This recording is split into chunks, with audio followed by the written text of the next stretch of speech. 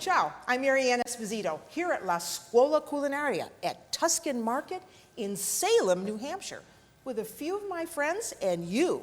And today, we're making family favorites. And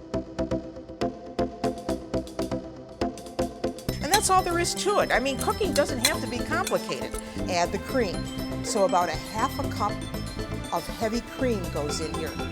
You did a great job, Mary Ellen. Thank you, Mary. With the base of the pan, it's a little rumba action. I've got a relatively clean hand to work with. I always say you have to keep that hand clean so you can answer the phone. There you go. Yeah. Ciao! You did both so well. You did really, really well. That was beautiful. I think you should keep that. No, I don't think so. Oh, absolutely. Today, I'm going to make you a recipe not of my own making, but of my husband Gaetano. One day, I said, you know what? I've had enough of cooking for today. Why don't you cook? So he came up with this recipe. So this is not really an old traditional Italian recipe, but it uses wonderful Italian ingredients. So this is Gaetano's chicken with olives and turmeric, which in Italian is called curcuma. And if you know anything about turmeric, you know that it is really good for you. It's a good antioxidant. This is a recipe where everything is just baked. There's really no pre-cooking of anything. You don't have to cook the onions. You don't have to do anything. So you want to put some olive oil in a baked dish and just give it a nice brushing and just set that aside. You want to set your oven at 350 degrees because this is going to cook for about 35 minutes. It's something that if you have all the ingredients at home, this can go together in a flash. So for it, we need some garlic. So here's my little trick for garlic. You've got garlic cloves, right? And you need to mince them up. So what I do is I take a little salt, and I just put it over the whole garlic cloves like that. Then I let them sit around for about 5-10 minutes. Now these have been sitting around because I did them before you showed up. And then it makes it so much easier to mince them. And the garlic really gets very, very creamy. You see how this is all just staying in one place? It's not going anywhere. And that's because the salt is helping to control it right there. Now I can just leave this on the board and keep going back and forth like this, and it would become very, very creamy.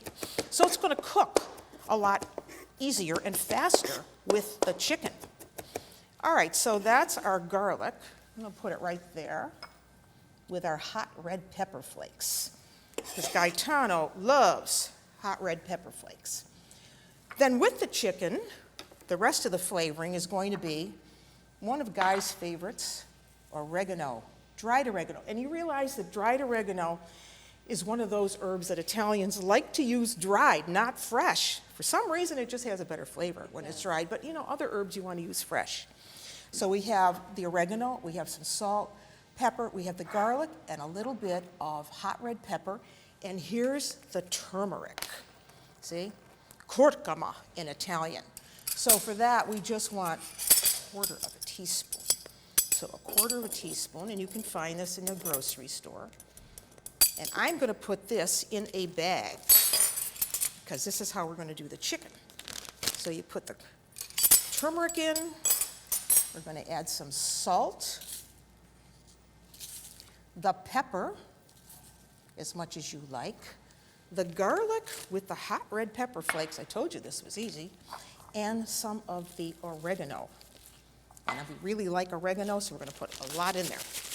And then you just want to, this is for 2 chicken breasts, so then you really just want to shake this up, and now you're ready to deal with the chicken. So for this recipe, you want 2 whole chicken breasts, and we've cut them into cutlets. So I'm going to take 4 of these.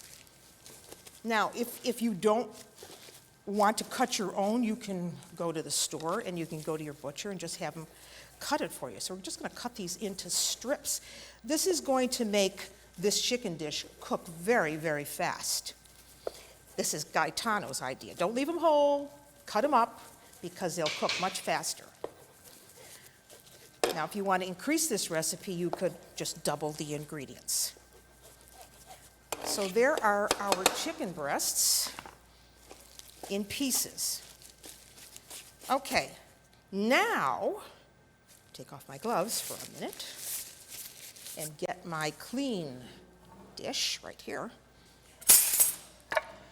And so the first thing we have to do is put in our onions. So we want 1 onion chopped up. So you just layer this in. I told you there's really no cooking involved with this. You don't have to cook the onions first. This makes a really beautiful supper, very quick, 35 minutes or so. Now we have that in there. I'm going to put my gloves back on. It's like surgery. And add the chicken over the onions.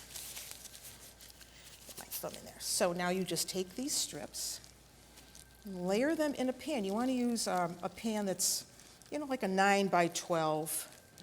This is going to cook so quickly so that when you come home from work and you're really, really tired, you don't want to do anything. This is the dish you should make if you have all of the ingredients on hand. Just like that. Okay, now we're going to give this a little bit of salt and pepper, and then I'm going to shake those ingredients over the top. So some salt, a little pepper, and now this. We don't want to overdo it. The turmeric, the oregano, garlic, give this a really nice flavor. And if you wanted to, you could put all of the chicken in the bag too and just shake it all together, but okay. But we're not done. So it's looking good so far, right? Yeah. All right, so now I'm going to move this dirty board out of the way and get a clean one. Put that over here, because now we need to do something else. Move this over here. So now we need to cut up a lemon. So there's a fresh lemon. And just squeeze it in here. Don't worry about the pits. Everyone will know it's fresh. So. And we are using with this dish, because Gaetano loves olives, these are Castelvetrano olives. These are olives that come from western Sicily. They're a very meaty olive. You could buy them pitted like this. They're just delicious. They're mild. People love them because they're not real, tart. They're real spritey. So when Gaetano was making this, I said, okay, yes, the olives go over the top of the chicken. He said, yeah, but I also used the brine from the jar, which I thought, oh, that's clever. So now we can put the olives over the top. See how pretty this looks? It's a few simple ingredients and you've got something really wonderful.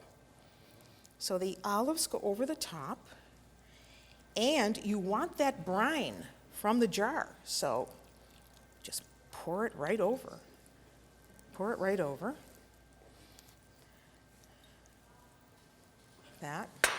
And if you wanted a little extra, you could just take it from the jar. And now you want that lemon juice. So now we've got a lot of flavor going on here, right? So now, believe it or not, that is ready for the oven. Let me show you how that looks so you can see it. Hey? Beautiful, huh? Yes. Okay. 350 for about 35 minutes, and then we're going to make the zucchini to go with it. So when you put the chicken dish in the oven, you can also put the zucchini dish in the oven. So now you have dinner going. So I'm just grating up some grana padano. This is a wonderful grating cheese for pastas. It's great for just an eating cheese. And so we just want to grate up about a half a cup. So there's a half a cup of the grana padano. Now we're going to start with another casserole dish. See, everything, you got to think the same. So we put a little bit of olive oil in the base of another casserole dish and just set that aside. So who doesn't have zucchini, right? So here we have some beautiful looking zucchini. Just gonna cut it in half.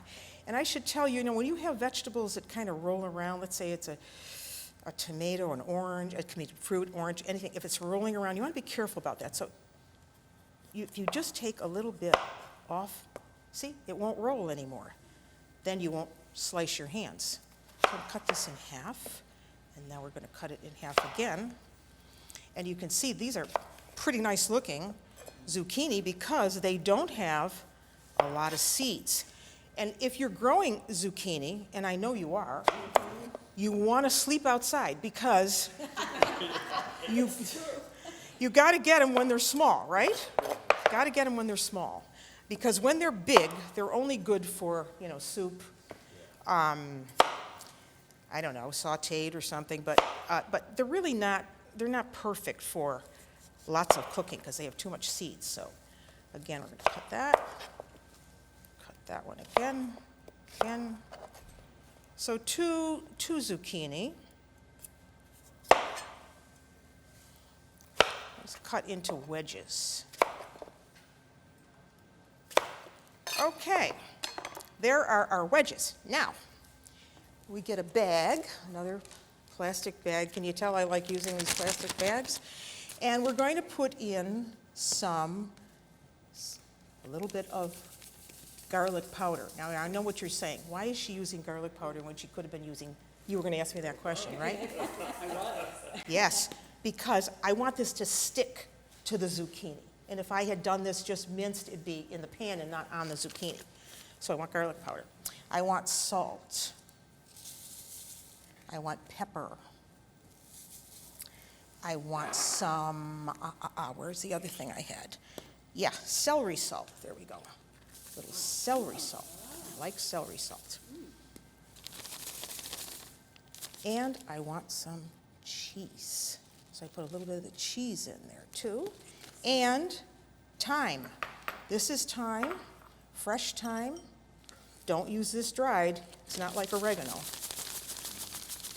So now I take these, a few at a time, because I may have to redo this bag. Okay. Just shake them like that.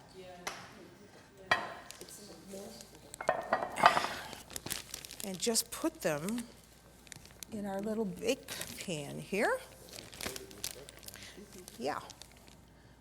And I'm going to put some breadcrumbs on top after I put the olive oil on. So you make a whole pan full like this. And this is just a nice side dish for the chicken. So now, if I can bring this closer to me, fix this up a little bit. Yeah. Now we need some olive oil over the top. Just a little douse. And some breadcrumbs, fresh breadcrumbs that you've done yourself. Little breadcrumb, not a lot. And then more cheese. And we need a bit more cheese, so let me just go over the top of that.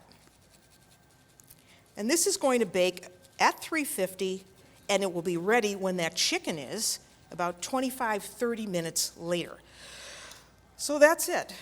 That goes into the oven with the chicken. Cooks at the same time. All you need is a salad, and you're good to go. So that's how you do, guys, chicken and zucchini. Everybody has a meatball recipe, right?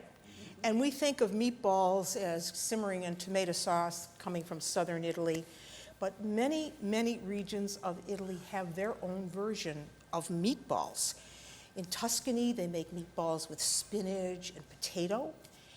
In Milan, they make meatballs with leftover meat that's been cooked and sitting in your refrigerator, like a piece of round steak, maybe some short ribs that you didn't use, a little piece of eye round. So it starts with cooked meat instead of raw meat. So we're going to make these typical meatballs that you would find in Milan. And we start with some cooked meat. So here we just have a little piece of round steak. So I'm just going to cut it up into small pieces because we want to get this into a grind, kind of a fine grind. So I'm going to put it right here in my food processor. But the star of this meatball is this, which is mortadella. And this is mortadella from Bologna, which we know is the region of Emilia-Romagna. This is a very famous product, along with Parmigiano Reggiano and Prosciutto di Parma, balsamic vinegar. They all come from this region. So what exactly is this? This is a cooked pork product. And actually, mortadella is really an old idea and an old product because the Romans knew mortadella.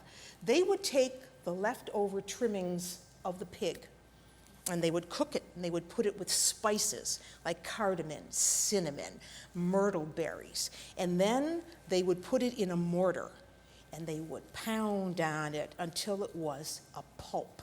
And that's where the name comes from, mortadella, because mortare means to pound down. So this is a cooked, not a raw cured salumi, because all of these products fit into a salumi category. Most people are reluctant to eat this, and it's absolutely fabulous. It should be very thinly sliced. When you buy a mortadella from Bologna, you'll notice that it has these little cubes of fat. And often the flavorings will include pistachio nuts, or you could get it with black peppercorns. Today they're getting a little fancier with this. You can even get it with, truffles in it. But I like it, the original product.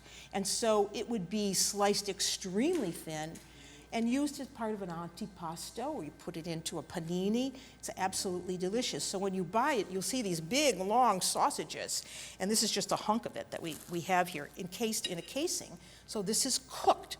So here we have a couple slices of the mortadella, a little thicker cut, and we have a couple slices of cooked ham. This is all going to go together.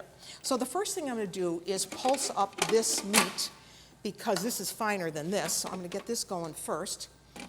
So you got to do this in a food processor. But we might have this meatball consistency. So when it's at that point, then I can cut up these into small pieces. And I really want to just eat this right now, but and this type of a meatball is small, and they're flat. They're not, round, but they're flat. So you could use this as, on an antipasto tray. That's how I would do it. So I'm going to put that right in there, along with the cooked ham. Slice that up and put that in. Okay. So that's our meat mixture. Put this back on.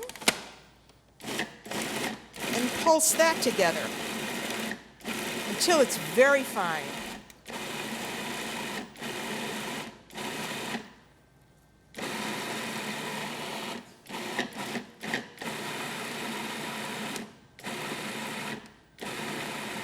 Let's take a look and see what we got here. All right. It's looking perfetto. So now, move this out of the way. Take this out, put it right there. Okay. Now, you see how finely ground that is. See that? Okay. Now it's like making a meatball, like you do your meatballs at home. So we're going to throw in an egg. Here's one egg. Throw in some salt. We're going to control the salt, though, because we have salt in the meat, right? A little pepper. Not too much. A little cheese. So now we want to add some milk into a bowl and some breadcrumbs. So that was about a cup of milk to about 2/3 of a cup of breadcrumbs. So I'm going to mix that around. And you really want to allow the bread to absorb this liquid. Here's our mixture now. I'm going to mix that egg in. And you know, you can always correct this. If this seems a little dry, you could always add a little bit more milk, water, and egg. You want it to hold together. And here is the milk and breadcrumb mixture. You see how that's thickened up? So I'm going to put that in. You want to use good breadcrumbs.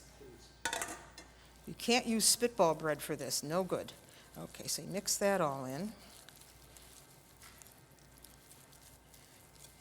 And then we're going to form these into little flat meatballs. In Milan, they make them walnut size. You can make them a little bigger if you want.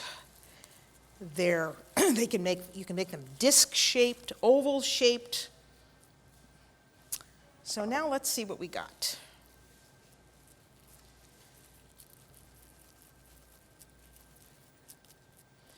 So if you're going to do a antipasto size, you probably want them like that, see? That size. Turn them in breadcrumbs. Okay? And you'll know you've done it right if it holds together. If it doesn't, as I say, you're going to add either breadcrumbs, you're going to add egg. So kind of make them oval shaped. And you just keep going like this.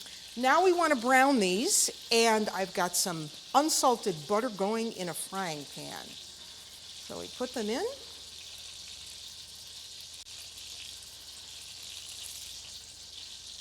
Be patient. You don't want to turn them too soon. You want to let them really brown nicely on one side. Okay. There they are. And as soon as they're brown on one side, we'll flip them and do the other side.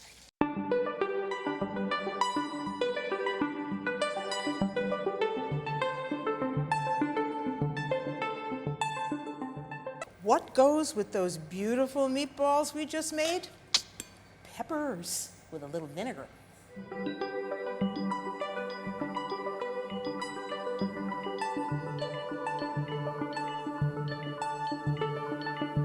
So I have a couple tablespoons of extra virgin olive oil in here because we're going to cook the peppers.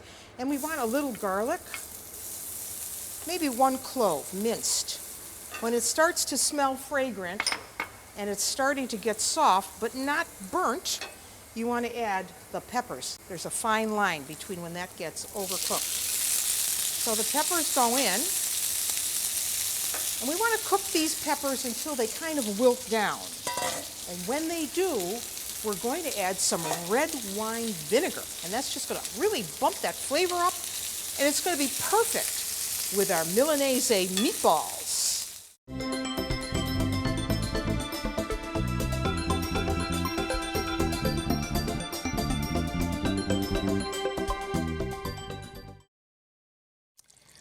Today, I made some family favorites for you, starting with Gaetano's chicken. Remember, I didn't discover that recipe, he did. And here it is, all ready to eat. Remember, we used those wonderful olives, Castelvetrano from Western Sicily. We had our chicken, we had herbs and spices, we had the brine, a little lemon juice, olive oil, all ready to go. And with it, how about a wonderful casserole of just zucchini wedges? We used breadcrumbs and cheese and herbs, baked it in the oven at the same time we made the chicken. A perfect summer dish or winter dish, and it only takes about 30 minutes. And here we made a beautiful dish from Milan, Milan-style meatballs. Remember, we started with cooked meats, beef, mortadella, a little bit of cooked ham, and surrounded it with vinegar peppers. Thank you so much for being here. I hope you're going to make these recipes at home, and you too. And until I see you nella cucina again, I'm Mary Ann Esposito. Ciao!